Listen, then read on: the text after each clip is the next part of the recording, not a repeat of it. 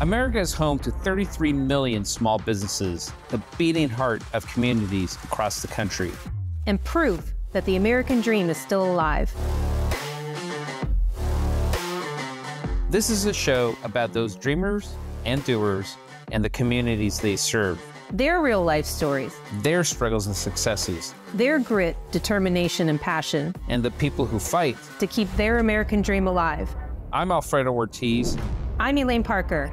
And it's time for another episode of Main Street Matters, America's small business megaphone.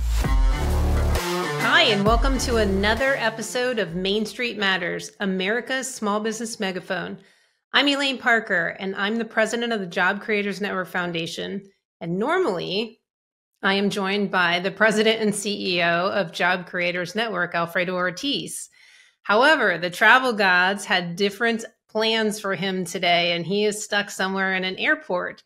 So we've asked one of our co-producers, Jamie Bowers, to sit in. I'm sure some of you have seen and heard him in the past, piping in and providing some input. So he's going to sit in, and we're going to talk today together. So go ahead and say hello, Jamie. Thanks for having me, Elaine. This is very exciting. Absolutely. I love schedule changes. They go over so well. And for those of you out there, please subscribe to the show. You can watch it on YouTube, Rumble, our website at mainstreetmatters.com, or you can subscribe to it on salempodcastnetwork.com or wherever you get your podcasts from. Today is exciting. We are joined by Andrew Crapuchettes, and I'm going to have him help me pronounce that last name. I've watched a couple videos of him, so I know that he's had a good time growing up with that last name. So we'll talk to him about that a little more later. But he's the founder and CEO of Red Balloon. He is a pioneer in the labor market and data and analytics industry, and he's the visionary behind Red Balloon.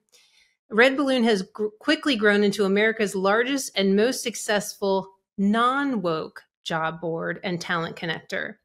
Red Balloon is the marketplace's answer to the divisive and toxic cancel culture invading the American workplace.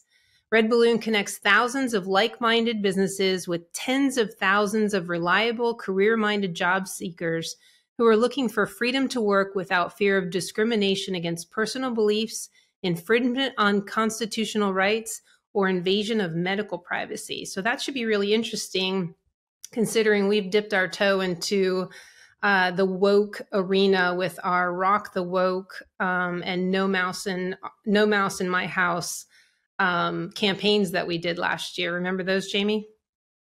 Yeah, I think this is a great idea too. Sadly, people have felt like they can't be themselves at work. And I understand that really, you really shouldn't speak about politics, religion, et cetera, all those dinner party topics that you're supposed to avoid. The workplace is kind of the same thing. And so much of the progressive left has made the workplace a place where you're going to push your political ideas. You're going to push your employer to back your political ideas.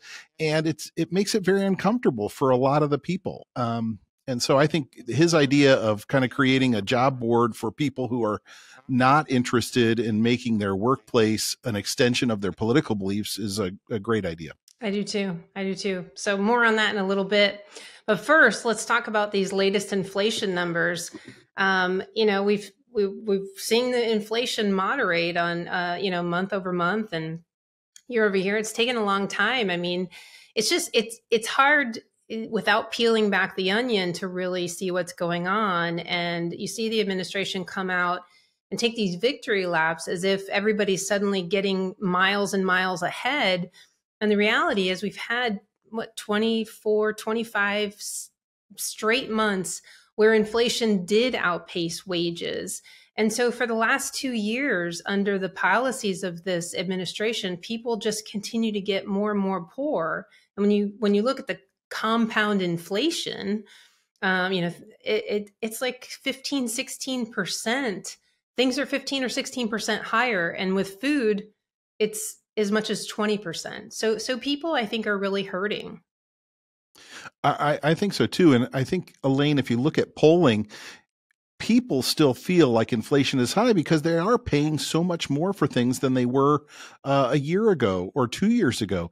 And so the rate may have come down, but it's still very high. I mean, this is kind of like saying, hey, I'm on a diet and look how great I've done. I only gained 3 pounds this week versus 8 pounds. So I think the Biden administration is a little ahead of themselves by patting themselves on the back about this, because people are still hurting. And, with the JCNF poll of small businesses, 53% of all small businesses felt like inflation is their number one or number two issue. And that's even up from last year. I looked up the numbers just before this podcast, and the numbers last year in June were 46%. So small business owners are not feeling like inflation is being tamed. Yeah, and I also saw out of the June poll for our SBIQ, about 2/3 of small business owners are actually pausing hiring and wage increases. Now, they're not laying people off. There's no trend towards that right now. And I think a lot of that has to do with the last 2 years of just such labor shortages. They want to do a little employee hoarding. And I think small business owners, that's kind of the last thing that they think, is to cut employees. I think they look at a lot of other ways to reduce costs and make it before they start cutting their family of employees. And that's the nice thing about working with small business owners is they do consider their employees their family, but they are pausing. And I think that's significant because it's more of a forward-looking view of how do they feel about the future economy. Even if they feel good about how things are happening right now, they don't feel good about the economy overall and the direction of where it's going. Yeah, I think the other two things that play into that unease by small business owners is the fact that interest rates are still so high. They had to raise them in order to try to get at some of this inflationary pressures. But the people who have small business loans, who have adjustable lines of credit, are paying more for that debt now. So they have an increased cost there. And then in any of the blue states, you've got some minimum wages, either local or state-based minimum wages, that are going through the roof. And so that increases your costs for employees as well. And you're seeing people try to, like you said, nobody wants to fire people or lay people off, but you are seeing some small businesses reduce hours for hourly employees because they just simply don't have the money to pay the labor costs anymore. Yeah, absolutely. And you mentioned the interest rates. The survey, the poll that we did also in June of small business owners, they're very concerned that the rising interest rates, and the Fed is of course poised to do it again this month, is going to limit their access to credit, and that's really their lifeblood. I mean, that's how they hire more people. That's how they grow their business and buy more inventory. And a lot of them do it that way, and use the leverage of credit to increase their business. And as the interest rates go up, their cost of goods and their inputs go up in addition to the interest rates increasing. And it's just makes it very difficult for them to operate. And that is one of their big concerns too, is that access to credit. Yeah. And, small business owners are also consumers. They are like everybody else in that in their home budgets, they may have a home equity loan. They may have an adjustable car loan. They may have other problems with credit where it's becoming more expensive for their house budget as well, which also affects the way you feel about the economy. It affects how you're going to be spending your money at work, at your small business, if you're struggling with your home budget. Yeah, absolutely. Well, we'll have to see what the Fed does, whether it's a quarter point, which I think it seems like it's the favored way, but some people have said as much as a half point. So we'll have to see what happens. Let's hope not. I know, right? Hey folks, Elaine Parker here from Main Street Matters, America's small business megaphone. National security experts are warning. Our aging power grid is more vulnerable than ever. January marked the third time a power station in North Carolina was damaged by gunfire recently. Authorities are saying the attack, quote, raises a new level of threat, unquote. Authorities are now checking our grid for vulnerabilities. They've identified 9 key substations. If these substations are attacked, power could be knocked out from coast to coast for up to 18 months. Imagine a blackout lasting not days, but weeks or months. Your life would be frozen in time right at the moment the power fails. Lights all over the country would go out, throwing people into total darkness. That's why having your own solar power is more important than ever. With the Patriot Power Generator, you get a solar generator that doesn't install into your house because it's portable. You can take it with you, even use it inside. But it's powerful enough for your phones, medical devices, or even your fridge. And now you can go to 4patriots.com and use code STREET to get 10% off your first purchase on anything in the store, including the Patriot Power Generator. You'll also get their famous guarantee for an entire year after your order, plus free shipping on orders over $97. And a portion of every sale is donated to charities who support our veterans and their families. Just go to 4patriots.com and use code STREET to get 10% off. All right, well, now it's time for our interview with Andrew Crapuchettes, the founder and CEO of Red Balloon. Andrew, welcome to Main Street Matters, America's small business megaphone. Thanks for having me, and nice to see you. Great to see you too. Well, Red Balloon, we're going to get to Red Balloon in a minute, but I would love for you to just kind of tell us about yourself and how you got here today to Red Balloon, but I know there's a big journey there that you can talk about. Yeah, no, I'm happy to cover that. Yeah, so I grew up in the San Francisco Bay Area. I did the .com thing. Kind of got tired of traffic and liberals, so I moved up to Idaho. Now live on 60 acres, 10 minutes from the office, which is hard to do in San Francisco.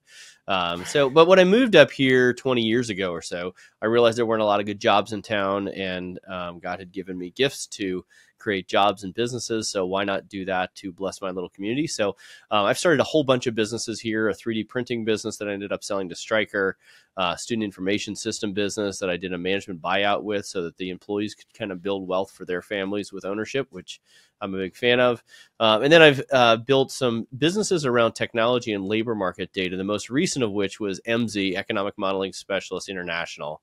And we built a labor market data company, which sounds really dismal, the dismal science of economics and all that. But we realized that labor market data is actually pretty critical for most individuals, because if you want to make a good decision about your where you're going to go to dinner tonight, or where you're going to take a vacation, or even getting a mortgage for your house, there's a lot of decision-ready information for all of those fairly minor and major decisions in your life. But when it comes to your career or your education, or, hey, what skills should I achieve to be able to get a raise at my current job? Well, there's not actually really good decision-ready information about that. And so I was fortunate enough to, with some economists, build a company that we built up to about a $50 million tech business that helped answer those questions for people in colleges, in large corporations, in state agencies all over the world. And it was a really fun adventure. And I sold the business a number of times, which is also great because you get to learn a lot from your different owners. Unfortunately, the last owner was an ESG fund, and that ESG fund was not okay with the fact that I'm an unapologetic conservative Christian, because that is just not okay in today's world. So I spent some time kind of grappling with them on the right way to handle things like COVID, and whether I needed to make a statement about BLM or George Floyd. And it was clear that it just was not a good fit. So I ended up leaving that organization about 2 years ago. And I thought, I wonder if there's other Americans who are going to grapple with this moment where they have to decide between their job and their values, where, okay, you need to kind of be a different person at work if you're allowed to keep your job or not. And so that's why I started Red Balloon, because I thought this is not the way that I've ever found to have a productive workforce in a workplace when you are taking people and not letting them live their values out loud. And so that's why we started Red Balloon. We started it before the vaccine mandate, really because I saw a lot of wokeness in the workplace that was kind of crushing the joy that came from working hard, providing value, blessing customers. And I saw a lot of that going away, especially during the last election cycle. And so I thought, okay, what if we could do better than that? And so redballoon.work now is America's #1 non-woke job board and is a pro-freedom job board, if you want to look at it on the positive side. And we're focused on taking employers who, look, you don't have to have a political agenda. You don't have to, have the right social media following. If you just want to do work and believe in freedom and the meritocracy that made America great in the first place, then that's what Red Balloon is for. And in the 18 months that we've been doing this, we have over 3,000 businesses that have signed up. We've had over 1 million job seekers on the platform, and we have more joining every single day. And it's just been a fun adventure because of all the businesses I've run. It's the only business I've ever run where I get these unsolicited thank you notes from perfect strangers where they say, you have changed the trajectory of my family because my job, my vocation is such an important part of who I am and how I think about the world. And now I have an opportunity to be free at work. And when I'm free at work, my marriage is better. I'm more plugged in with my kids. I'm going to church again. So we get these thank you notes. I've gotten hundreds of thank you notes from people who have had their lives changed because they got a new job. So anyway, it's been one of the more rewarding businesses I've ever run. And that was probably a longer answer than you were looking for, but there it is. And I'm sticking with it. No, it's great. It's great. And it's super interesting to see how people sort of evolve. And I know that your faith is very important to you. I imagine that's been a huge guide for you, but how has it guided you in business to bring you to where you are today? Yeah. We should, if you look 15 years ago, there was a lot of people, I'll say, on the left who were jumping on up and down on bring your whole self to work, right? This was this big movement, bring your whole self to work. But the reality is that they were using that as a way to gain a strategic position in the company so that other people couldn't bring their whole self to work, right? And I believe that as a Christian in work, even as a CEO, my job was not to try and convert everybody or to take my worldview and jam it down everybody else's throat, but it should be how I live out my life and how I manage people. I would actually interview people coming into the organization that I was running before, and I'd say, full disclosure, just like, the contents of this cup might be hot. You need to know that I'm an unapologetic conservative Christian, and that is not a prerequisite for working here, and it's not a prerequisite for succeeding here. But you need to know that's who I am. But the ramifications of that are we are never going to talk behind each other's back at this company. So if you have a problem with me, I would encourage you to come and talk to me. And in fact, if you come to my office and say I'm doing a bad job, you might get a raise. But if you come to my office and say so-and-so is doing a bad job and you haven't talked to them first, you might get fired because I do not want politics in our office.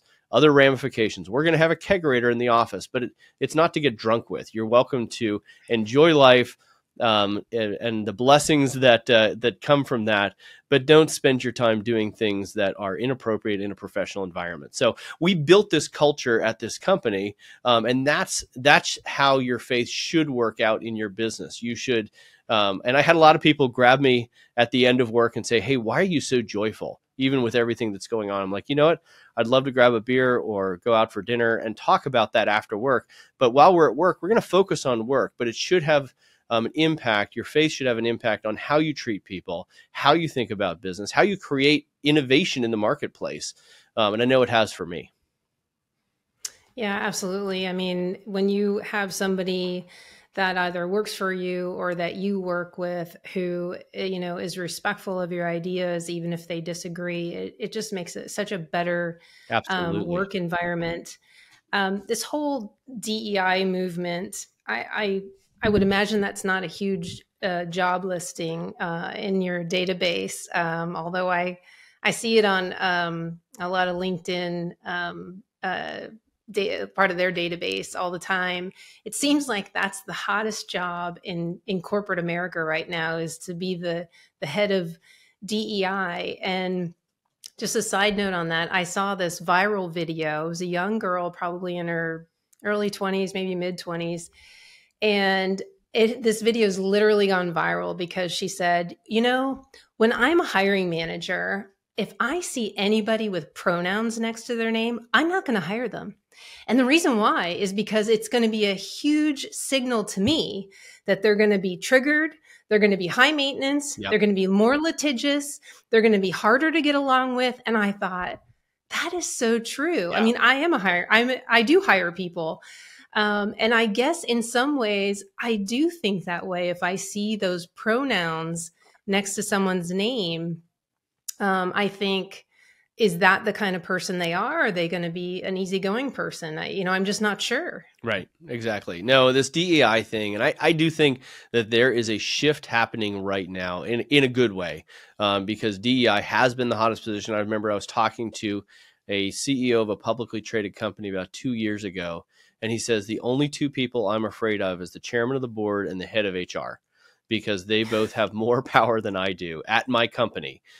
Because if they say that I did something wrong, then no one questions them. They're kind of above the CEO on a lot of different things, right? And I don't think that's a good place to be in. And I could go into this authority and responsibility thing, but we'll save that for another day. But absolutely. So DEI has been kind of sapping the joy out of a lot of workplaces, but we're actually starting to see reports that it's not working anymore. And even companies who, and obviously the Supreme Court comes out with you can't do affirmative action in the universities. And then these 13 attorneys general came out from conservative states telling Fortune 100 companies, hey, those DEI policies, anytime you're doing race-based hiring, firing, or promotion, it is racism and it's wrong and it's illegal, and we won't allow you to do it. Well, that should be encouraging to Americans that we're getting back to a place where people can actually just be productive and get rewarded for being productive rather than for having the right parents and the right skin color. So I think this is a really good development. But the reason that I think this is shifting is not only that, but you see companies like Public Square, and we're partnered up with Public Square. We're the kind of official job board for Public Square. And as they're going public this week, we're seeing momentum in this freedom economy like I have not seen in years, where people are saying, you know what, I am going to stand up at work. I am going to live my values out loud. And if my employers is not going to respect my values, then I'm going to find another job, because we're in a tight labor market. Companies are struggling to find and keep great talent. And obviously they're coming to redballoon.work, but they're also just looking for places where they can be free. And I think as that shift happens, you see the movement down to red states, predominantly in the South, the great sort that's happening all over the U.S. Like, these trends are just showing that Americans are willing to vote with their dollars, with where they live, and with their job, to be able to be free and support their values in the economy. So I think there's a lot of good movement, even if the DEI stuff has been kind of a pariah in the workplace over the last several years. Yeah, I tend to, people in my circle, when we hear it, we all kind of shut down. Like, yep. It almost has become just a bad word, because it means, what you just said, selecting people based on this color of their skin or the right parents or whatever it is. And nobody wants that. I mean, life is hard enough. I mean, we all want to work hard. We all want to be rewarded for that. So Red Balloon, yeah. What kinds of businesses? I mean, Job Creators Network, we focus on small businesses and advocating for what they need to succeed, to grow and thrive, so they can hire more people. That's right. But are you focused more on small business? Do you have large companies, certain industries, certain sizes? Yeah, it's a great question.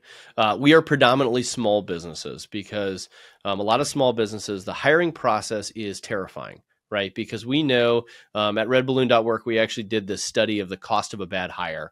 And for particularly a small business, you're talking tens of thousands of dollars if you hire a person that's really bad, right? It's the cost of the lost time, the bad experience your customers have when you get a bad hire, the replacement that it's going to take to find someone to replace that bad hire. It is a significant undertaking. And so for small businesses, they want to avoid that bad hire, whether it's a bad cultural hire or a bad skill hire. But then on the other side, they're really afraid that if they ask the questions that will identify if this person's going to be a bad culture fit, they might get a lawsuit, right? Because they're afraid that we're in such a litigious society that they use things like the pronouns to decide, you know what, I'm not even going to do an interview because an interview with this person could go very, very badly. And so there's these significant ditches on the two sides of the road for many employers where they're not sure, man, I need to ask those questions, but I don't want to get into a lawsuit.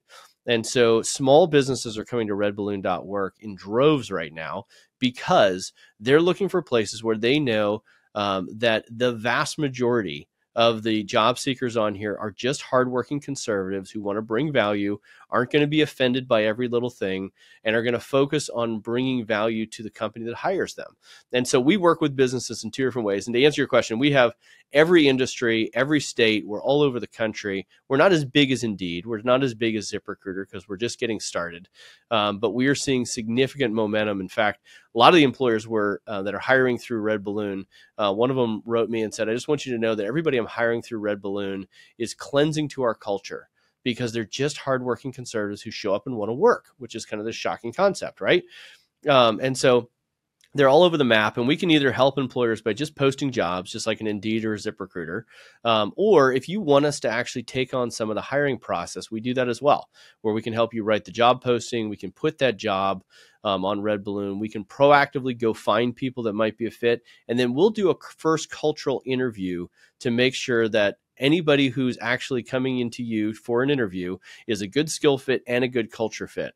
And I'll tell you, for a lot of these small businesses, that is a godsend because they have been either paying tens of thousands of dollars to a recruiter to try and do this, or they're trying to sort through the hundreds of candidates that are coming through in Indeed.com, and to know these are values-aligned, mission-driven employees who want to bring value to my company, whether it's a machine shop or a construction company or a technology business. We're all over the map, but really there's a lot of opportunities and we're growing all the time. But anyway, that's how we work with people. Those are the type of industries we have, and it's just been a really awesome adventure. So I, in my other life, early in my career, I was a recruiter. Yeah. That's what I did. I focused though on just financial and accounting candidates, looking for those types of candidates for companies with job openings. So I was doing that kind of legwork, but we didn't have all of the technology. It was, back in the prehistoric days. And but it was an interesting job. But so now your company is kind of is filling in those areas and helping those companies, and that is a massive undertaking. Having done it myself, yeah, the initial screening of looking at those resumes, making a match, doing kind of a pre-screen interview to get them to the next level. That's a lot of work. It is a lot of work. Do you have a big staff? We do. We have a decent team. Well, we have a great team. It's not a huge team, given that my last company, I had hundreds of employees. I now have tens of employees, but they're all awesome. But no, because we are a job board, we can do it at scale. And so we have, call it 10 to 20,000 job seekers a week that are coming to the site looking for freedom. And so we have this kind of scale that would be hard to do if you're just a recruitment shop. And look, there's some great recruiters out there. But when I was a CEO of this previous company, I used recruiters, and I was never thrilled with the outcome of that process. And I'll tell you why. And again, if you're a recruiter, I'm sure you were an amazing recruiter, but there were some recruiters out there that are kind of charlatans in this industry because they have this perverse incentive that they get a percentage of the first year income for the person they're bringing to the job, right? Whether that's 15% or 20%, or I've heard it as high as 40% of the first year salary of the person coming to the job. And so they're trying to sell a business the highest priced person possible because then they get the biggest commission check, right? That's just, it's how incentives work. It's not that they're bad people. It's just how the world works. And so what Red Balloon's done is said, okay, I kind of took a step back. If I was a CEO, how would I want someone to work for me in this space? I always love it if I know what the activity is. So if I have a sales rep and I know they're doing the work, they're working really hard, even if they're not on quota, I know that they are doing the sales activity that's going to lead to success. Okay, that's good. So I want to know what the activity is. And I don't want a weird perverse incentive in place between the recruiter and the business. And so what we do is we go through this entire process. We do hundreds of interviews a month for our businesses. And we only charge $3,500 as a flat fee for an under $100,000 position and $4,500 for an over $100,000 position. And the reason we do a flat fee, and then we also give a weekly report to every business we're working for saying how many people we've talked to, why we disqualified them. If anyone gives us market feedback, like, I would be interested in this job, except we'll pass that market feedback onto the business. So they're not flying blind. They know people are not taking it because of salary or moving bonuses or remote option or whatever it is. So we do this whole process, and then the business is going into it knowing I have a fixed amount of money that I'm going to spend. I'm going to get multiple candidates that are a good fit for my culture and for my skills. And I'm going to get this market feedback on why or why not I'm filling that position. And I talked to a small radio station in Texas, and he's like, this is an answer to prayer that someone's going to come along and make sure that I'm not going to get a lawsuit and I'm going to get a great talent for my business. So that's been really fun to do. And then obviously lots and lots of businesses are just posting jobs and getting great candidates through the platform.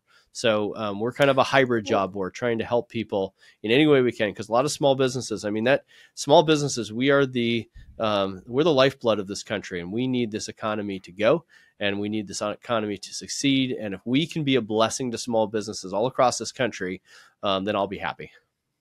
Yeah, amen to that. So that's wonderful for those small business owners, that the flat fee, because it makes it affordable for them to get that kind of help. Because, when I talk to small business owners, they are the chief cook and bottle washer Big time. many times. And then to also try and do that initial screening it's a lot. So a $3,500 or $4,500 flat fee, that's worth it. Yeah. It's certainly worth its weight in gold to hire a quality person who can bring value to the company. So that what a fantastic service. Are you able to pull polling or data from your employers, your small business owners who are posting jobs on sort of what their future look at hiring is and things like that? That's a great question. And in fact, I'm excited because this is kind of a teaser. Public Square and Red Balloon are doing a joint Freedom Economy Index that will be released next month. In fact, our first one, where we're polling now tens of thousands of these businesses in this freedom economy on how they're thinking about hiring, how they're thinking about the economy and what the economy is doing to them. And so I don't have the results of that, but I can tell you anecdotally, because I literally talk to at least a dozen small businesses all across this country every single week. And what I'm hearing consistently is our business is doing great, but we're nervous about the economy. The Biden economics is bad for our business, and therefore we're being careful on hiring. We're being careful on expansion because we're nervous about where the economy is going. Are we going into a recession? Are we not going into a recession? Are we going into a deflationary period? Right. So these businesses, it's more of a perception than a reality right now, where they're talking about like, look, I'm booked for the next 4 months, but I'm worried about where things are going right now. And this is from HVAC companies to, I just talked to an electronic board manufacturer in Houston, and he's like, I have so much work to do. It's the busiest I've ever been, but I'm nervous about the economy. And so it is interesting because I do think the mainstream media can have an impact on people's perception of where the economy is going. And sometimes it's a self-fulfilling prophecy. I do think the policies coming out of the White House are detrimental to small businesses. I know as a small business owner, as someone in the trenches with y'all, they're terrible policies. But people who work hard, people who are willing to do what they say, when they say they're going to do it for the price they say, I still think there's opportunities for those people. And a lot of the conservative small businesses in America are still thriving, even though they're nervous about what's going on in the economy. So anyway, that's what anecdotally I'm hearing, but we're going to come out with a survey soon that I think will be really interesting to see what people are thinking at scale. Well, I would love to see the data and have you come back and talk about it. It actually support what you've talked about anecdotally supports what we do a national small That's business right. poll every month. Scott Rasmussen and John McLaughlin do the poll together for us. And exactly what you described is exactly what is happening with our small business owners.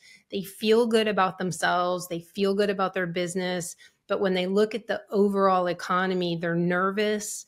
And about 60% show that they're putting the like a pause on hiring and increasing wages. They're not letting people go. They That's don't right. want to do that. They've been through a lot with the whole labor shortage. So they're doing a bit of hoarding on the labor.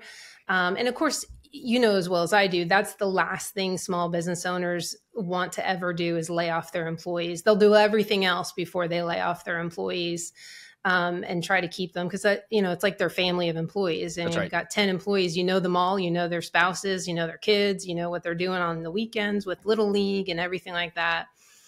So those are tough decisions, but exactly what you described is exactly what our poll is showing for sure. It's more the future. It's more being nervous about the policies coming out of the administration and the future look with the cost of energy. And even though we've seen the moderation in inflation, there's the compounding effect that things are just up in price as much as 15, 20%. That's right. And that's not changing anytime soon for people.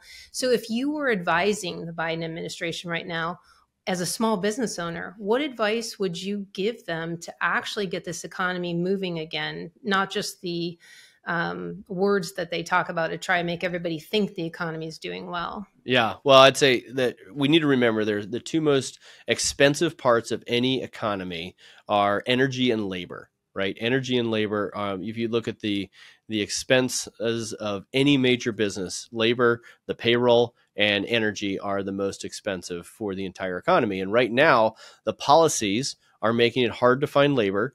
If you looked at the last job report, the only sector that was growing significantly in new jobs created was the government sector. So that means in an economy where we're struggling to find employees for these small businesses, the government is hoarding their own talent with our money, which should be very discouraging. That in 1 month, they added 60,000 jobs to the government sector. That should be overwhelming, discouraging. So I would tell them to stop doing that. And the second thing is energy independence, right? Anytime that we are dependent upon Russia or the Middle East for energy, puts America in a very tenuous position and is absolutely going to increase the cost of energy because if we can get it here, if we can unleash American innovation on getting energy out of the ground, whether it's oil or coal or whatever it is, energy and labor are the two biggest things. So stop paying people to not work. A lot of the unemployment system is broken. Stop hiring so many employees in the public sector with our tax dollars and unleash the American energy sector. Honestly, you do those three things and America's economy is good in a surprisingly small amount of time. I think we would unleash small businesses. I've actually been encouraged on one side for small businesses. A lot of the big tech that overhired during COVID released a lot of their talent, right? And so I've heard from a lot of small businesses, they're like, I now have access to someone I can afford because the big, Seattle and Bay Area tech companies aren't paying their $1 million salaries anymore. And so I can, but small businesses are still competing with government for those employees. So stop hiring so much, stop paying people to stop working, and unleash an American energy. And man, I think this economy would be humming in a hot minute. Absolutely. And you touched on something with the energy. It really started on day one because of the Biden administration with the attack on our domestic energy, with that cancellation of the Keystone Pipeline. And then every step forward after that has just been a complete attack. And we've taken our energy independence just a few short years ago, where we were actually a net exporter to other countries, to having to go to countries that don't like us and beg them for more oil. I mean, what a turn of events. Terrible idea. Just crazy. And gas is still over $3 a gallon in many places. I'm sure it's more in places like California. I mean, that is significant in spite of the inflation moderating, but it does. You're so right. It drill baby drill, right? I mean, Drill, it's baby, just drill. 100%. if they can't understand, and I'm an all of the above girl, like all of it. We need, let's use gas, let's use EVs, let's use it all. Yep. And see what the market wants and what people can afford. That would be wonderful, not these mandates. And we actually asked our small business owners, do you think that the government should mandate the EVs, or should we let the market decide it? And overwhelmingly, no surprise to you, I'm sure, small business owners want the market to decide because it's expensive. You can't pick winners and losers, right? No, absolutely. Anytime the government is messing with the free market and not allowing it to be, well, shockingly, the free market doesn't work if it's not free. Then the free market, you're going to have this crony capitalism. And I'm probably an anomaly because I have a F-250 diesel truck for plowing my driveway, and I drive a Tesla on a daily basis. I'm not necessarily trying to save the environment. It's just so darn fast and so much fun to drive. So I've got both ends of the spectrum there. But I think let the market decide. Let people make good decisions for themselves. And it's interesting because, some of the customers for redballoon.work, Strive Financial, which is Vivek Ramaswamy's company, we're doing a lot of the hiring for them. But we're also doing a lot of the hiring for Children's Health Defense, Robert Kennedy Jr.'s company. And I think what's interesting and kind of the common factor between both of those is they want people to be free. They want people to make good decisions about their own lives. Because, if you read Hayek or Friedman or any of the great economists, the free market economists, like, let the market decide. And if you let the market decide, better decisions are going to be made than bureaucrats in Washington, D.C., who have a person whispering in their ear trying to get them to support one group or the other. But let the market do its thing, cut the size of government. And I would love to see the American spirit unleashed because there's so much potential. And so I'm still an optimist about this country, even with the crazy things happening in D.C. today. Well, you're a small business owner and an entrepreneur, and I find that they are all optimists overall. They have to be, because they try and they fail, and they try and they fail, and they learn and they fail, and they learn and they fail. So that's right. It's built inside you. So, well, thank you so much for joining us, Andrew. Thank you for taking the time. I love learning about Red Balloon and your life in general and how you got there, how you got to where you are today. If you want to come back and talk about the polling that you're doing, I'd love to talk about that again. Absolutely. And thank you so much for joining Main Street Matters, America's small business megaphone. And please subscribe to the show at SalemPodcastNetwork.com or anywhere you get your podcasts from. Thanks.